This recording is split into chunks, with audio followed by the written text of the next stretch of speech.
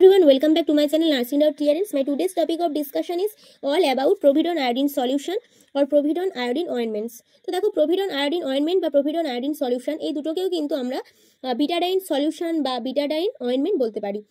তো এটার গ্রুপ কি আমরা জেনে নিই। তো ফার্স্টেই আমরা এই মেডিসিনের গ্রুপ এখান থেকেই কিন্তু দেখতে পাই। দেখো মাইক্রোবিসাইডাল সলিউশন।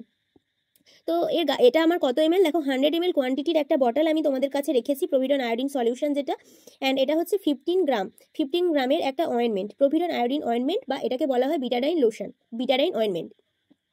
তো দেখো এটা গ্রুপ আমাদের কি, দেখো ট্রপিক্যাল অ্যান্টিসেপটিক ড্রাগ বা জার্মিসাইডস বলা হয়, কারণ কি এটা অ্যান্টিসেপটিক জন্য ইউজ করা হয়, তো সেই জন্য এটাকে অ্যান্টিসেপটিক একটা ড্রাগ বলা হয়। তো এটা ইউজেস কি কি হয় আমরা একটু জেনে নিই। তো দেখো ইউজেসের মধ্যে ফার্স্টেই যেটা আছে সেটা হচ্ছে use to prevent and treat minor skin infection. যদি স্কিনে কোনো রকম ইনফেকশন দেখা যায়, কোনো কাটিং ইনজুরি দেখা যায়, তো সেসব ক্ষেত্রে কিন্তু আমরা এটা ইউজ করতে পারি।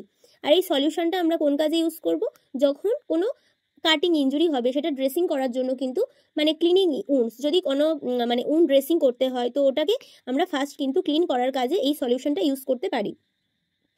আর এটা কি করে, আর এই যে ক্লিন করার পরে, এই সলিউশন দিয়ে ক্লিন করার পরে কিন্তু আমরা যে আমাদের কাটিং ইনজুরি আছে বা যেখানে আমাদের উন্ড আছে সেই উন্ড এরিয়াতে এই প্রভিডন আয়োডিন অয়েনমেন্টটি অ্যাপ্লাই করতে হয়। তো এটা মেন কাজটা কি, এই অয়েনমেন্ট কি করে, এটা যখনই আমরা প্রোভাইড করি এটা একটা প্রোটেক্টিভ বেরিয়ার তৈরি করে, যেগুলো আমাদের ইনফেকশাস এজেন্টস সেগুলোর এগেনস্টে একটা বেরিয়ার ক্রিয়েট করে এই সলিউশনটা। তো সেই জন্য কিন্তু আমরা এই মেডিসিনটা ইউজ করি অ্যাজ এ জার্মিসাইডস আর অ্যান্টিসেপটিক্স হিসেবে। তো দেখো আর কি কাজে ইউজ করা হয়, বিভিন্ন ধরনের ব্যাকটেরিয়াল অ্যান্ড ফাঙ্গাল আর ভাইরাল ইনফেকশনের ক্ষেত্রেও কিন্তু আমরা এই মেডিসিন বা এই সলিউশনটি কিন্তু ইউজ করতে পারি। আগেই বললাম যে বিভিন্ন ধরনের কাটিং ইনজুরি, মাইনার কাট বা ড্রেসিংয়ের ক্ষেত্রে কিন্তু আমরা এটা ইউজ করতে পারি, বা সার্জিক্যাল সাইট প্রিপারেশনের ক্ষেত্রে যখন সার্জারিতে মানে কোনো পেশেন্টের ওটি হবে সেই সময় কিন্তু সার্জিক্যাল মানে যখন কাটিং সেখানে কাট করা হবে, সার্জিক্যাল মানে সাইট প্রিপারেশন করা হবে, সেক্ষেত্রে কিন্তু সেটাও কিন্তু প্রভিডন আয়োডিন সলিউশন দিয়ে করা হয়।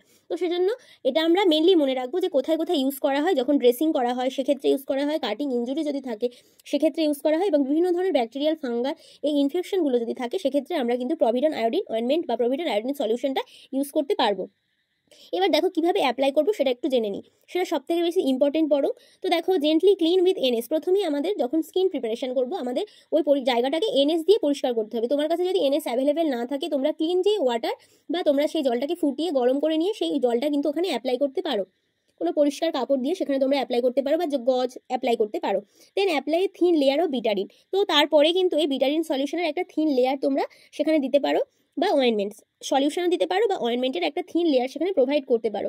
যেখানে ধরো কেটে গেছে বা কোনো স্টিচ হয়েছে তো সেই জায়গাগুলো কিন্তু ভালো করে ক্লিন করে তারপরে কিন্তু আমাদের একটা থিন লেয়ার, পাতলা লেয়ার একটা তৈরি মানে সেইটার উপরে লাগিয়ে দিতে হবে।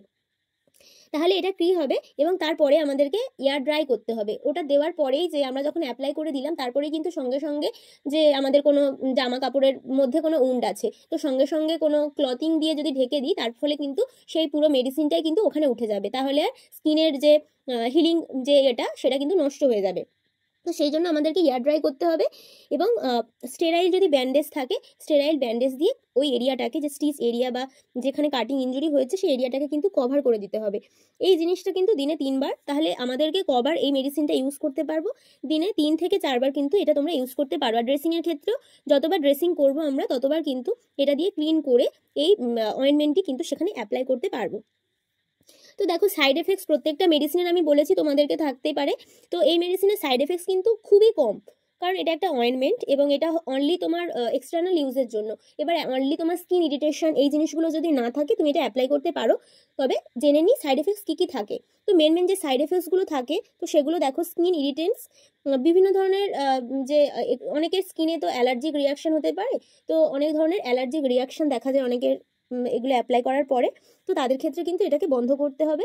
অ্যান্ড বার্নিং সেন্সেশন হতে পারে, স্কিনে ডিসকালারেশন হতে পারে, dry skin, itching at application site, বললাম যে অ্যালার্জিক রিয়াকশন দেখা যায়।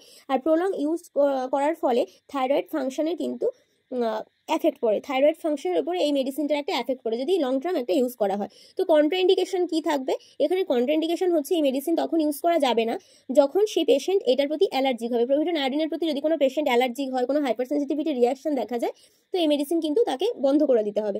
আর লার্জ এরিয়া বার্ন, যদি মানে বার্নের ক্ষেত্রে কিন্তু আমরা এই মেডিসিনটা ইউজ করব না। প্রেগনেন্সি অ্যান্ড চিলড্রেনদের ক্ষেত্রে সবসময় এগুলো প্রিকশনস মেনে আমাদেরকে ইউজ করতে হবে। যে কতটা কি, এটা তো এক্সটার্নাল ইউজ, এটা তো আর ইন্টারনালি আমি ইউজ করছি না, কিন্তু তারপরে এগুলো কিন্তু আমাদেরকে মেনে চলতে হবে।